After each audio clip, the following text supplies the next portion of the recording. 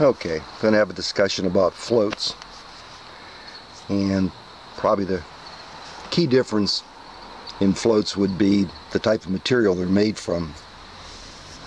These two here are basically casting bobbers made out of solid wood. You got your foam variety, you know, the kind that got a weight at the bottom for casting, come in all kinds of sizes and shapes. You name it, they got it. And then you have a plastic version that looks a little bit like a bubble that kind of fits on your line, slides up and down your line. You've got strike indicators. Fly fishermen put them on their lines just to kind of give them an idea that when their line jumps a bit, they may have a take and they set the hook. Another type of bobber would be a clear plastic one that supposedly gives you the opportunity to actually throw a lure or fly out. The fish can't see this on the water, but it's hard to tell. And then how they're attached to the line is also a key difference. Some of these spring attached ones, basically the line goes through the little notch that's in the bottom of it that's exposed when you pull the spring back. You release the spring on the line, holds it in place, gives you a chance to slide it up and down the line. Number pass-throughs. You take your line, literally a line on your rod, and you can string this down through with various kinds of stops. Bait's attached to this end, up the rod. You basically have a stop at the top. Weight pulls it down, it anchors at the stop. Give you a chance then to modify the depth.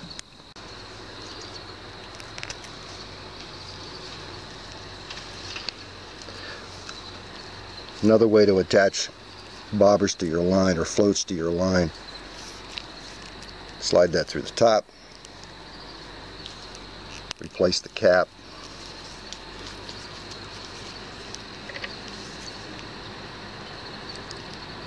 tie this through the bottom, cap on the end, holds the line in place. Basically it.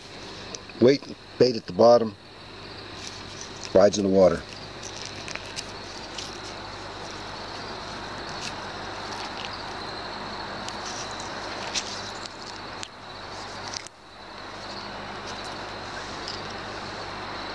Well, I think one of the other materials I need to mention is balsa wood.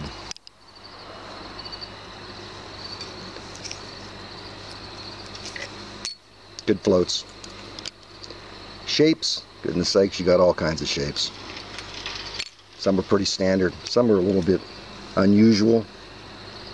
These pencil type bobbers, very sensitive, come in different sizes. There's a reason why you use one versus the other. Depends on what you're trying to accomplish. Low water, light bite, small bobber, as inconspicuous as possible, indicates bites easily. Heavier ones, throwing a distance, you're looking more to cast than you are to actually pull the fish. The Drennan is another good bobber that a lot of people use. A little pricey, but something else you can buy if you care to fish at night. You can buy ones that actually have a light inside of them, so you can watch your bobber after dark. So you got a little bit of everything. The most important key to any of these bobbers, or any of these floats, or whatever you care to call them, is one made of cork, by the way. And a little bit of a peg that goes inside, strings on your line. Pretty straightforward stuff. The key is you want to make sure that you've got one that eliminates the amount of wind resistance on the surface.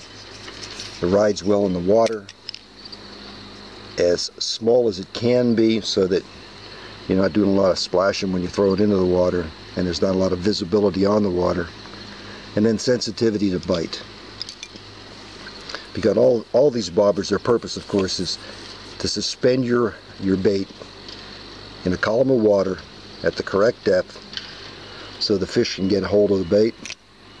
And when that happens, it indicates the bite. You're aware of that, you set the hook, catch fish. A lot of these things have a little bit of a different way they ride through the water. Every float that's in the water is going to be on the surface where the water's moving faster than it is further down the column of water toward the bottom. So you want to minimize the size of your bobber as best you can, depending on the weight of bait you've got underneath the float.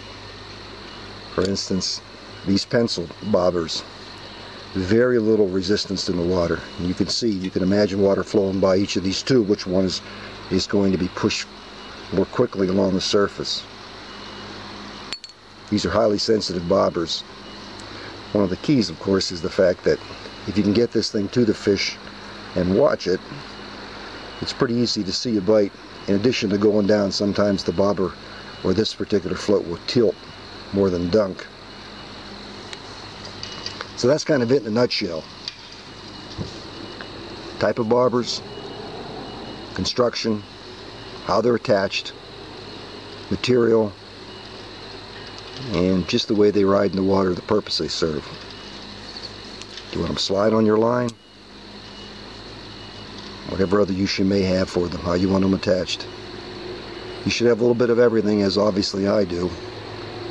But you don't want to carry all these bobbers. You're going to find yourself getting prone to keeping a certain type.